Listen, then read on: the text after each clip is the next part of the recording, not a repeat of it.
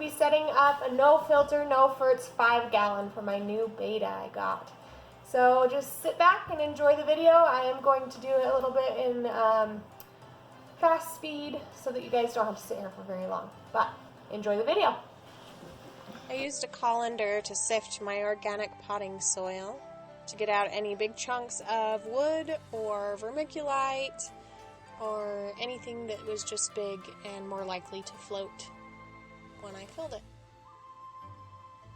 I did this about 4 or 5 times to get the amount of soil that I needed. You want about 1 to 1.5 inches of soil at the bottom, just enough for the plants to get nutrients from.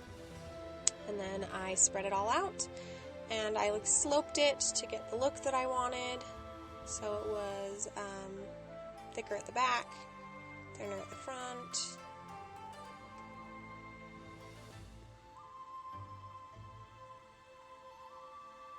Oh, and I forgot one very important step, so let's take a break right now. So at this time, I would have wet the substrate, wet the soil with a spray bottle. You want to get it pretty soaked. This will help eliminate air bubbles, as well as keep it from mixing with the sand when you go ahead and put the sand on top. Back to the video. Alright, so now I'm going to rinse my sand. This was mainly just to get all the air out and have less sand that would be floating once I put it in my tank. After I rinsed it, I just spread it out throughout my tank, trying to spread it as evenly as possible. I then patted it down after I spread it out, trying to make an even 1 inch over the top. Next, I filled my tank with water, using a cup to help me not to disturb the sand and make it mix with the soil underneath.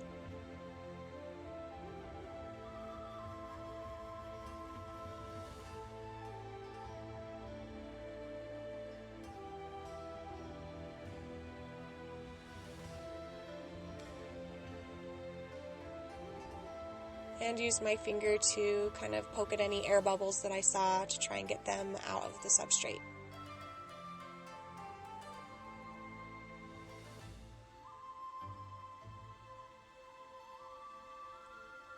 I just filled it all the way to the top and let it sit overnight.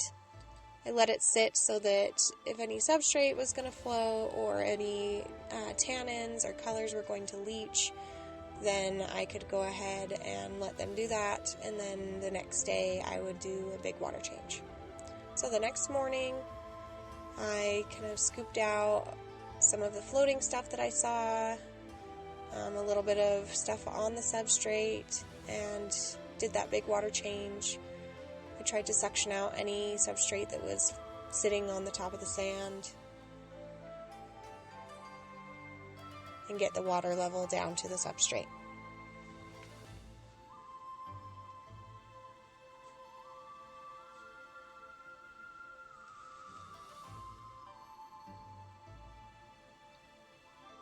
Next, I added some driftwood pieces that I had from one of my established tanks. It had some Irmo moss on it as well. I'm hoping this will help transfer some beneficial bacteria to this tank so it will cycle a little quicker.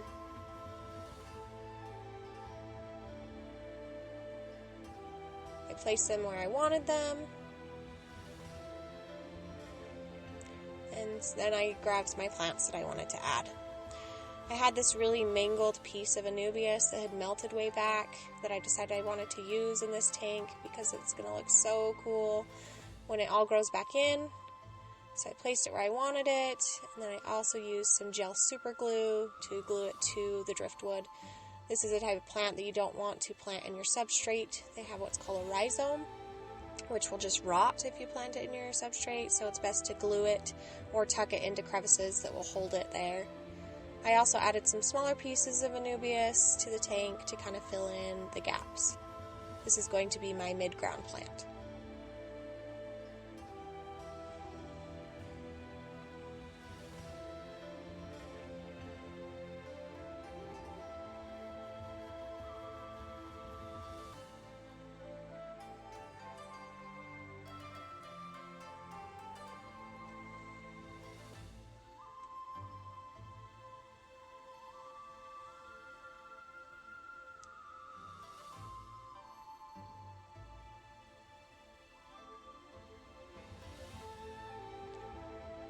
And then for my background plant, I used some angustifolia.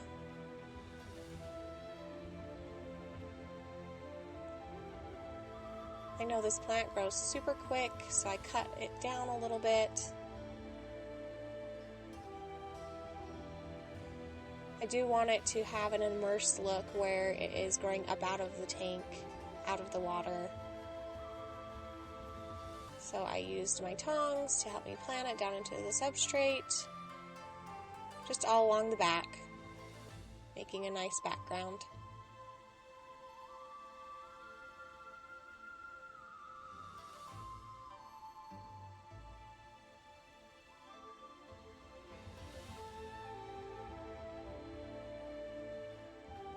By the way, I don't know if you guys noticed, but at the beginning of the video, if you look closely at the tank, you'll actually see the reflection of my son putting on some deer antlers. Such is the life of a mom with 5 kids trying to do videos for her YouTube channel.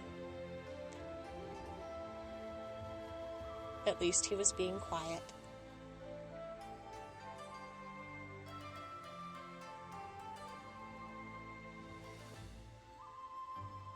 Alright, so I just spread these out, trying to fill up any gaps in the back that I saw.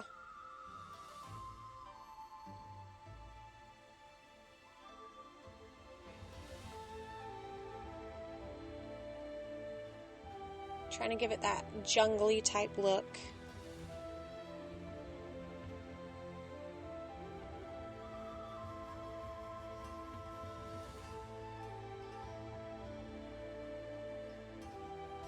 Next, I added some lemon bacopa as my foreground plant in the front, just in the corners.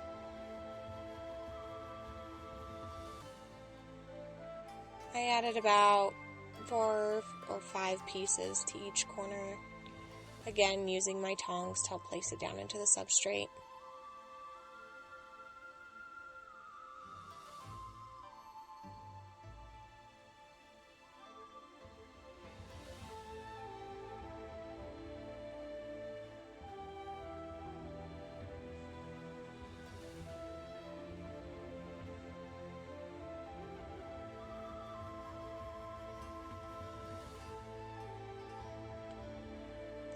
A lot of people like to fill their tank with water before they put their stem plants in. It makes it a little easier because the water kind of holds them up.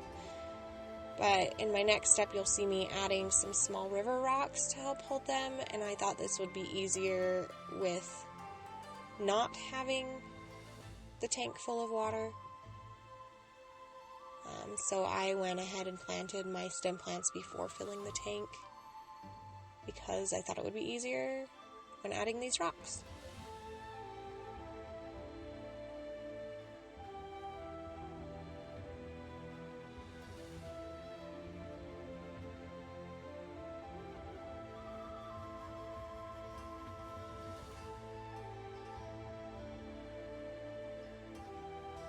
I like how these rocks really enhance the look of this tank. Brings in different color and texture. I just thought it looked really nice.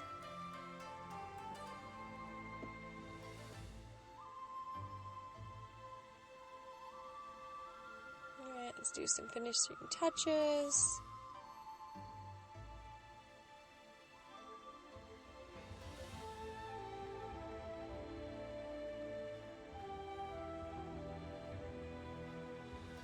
And then I'm going to add an almond leaf. I really like the look of these in planted aquariums.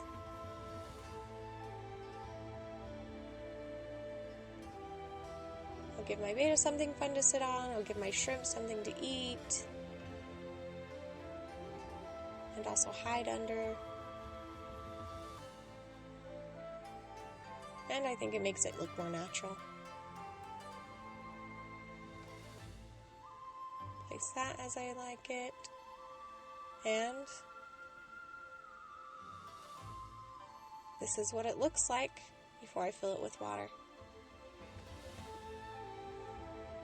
Beautiful.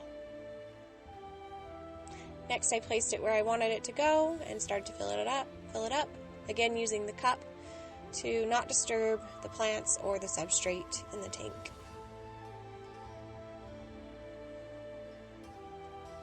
After I filled it up, I used some water conditioner to remove my chlorine and chloramines out of my tap water.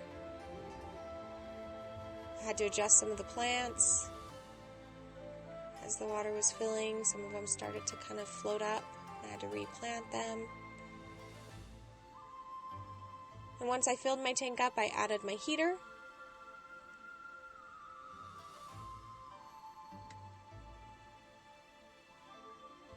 And also a light.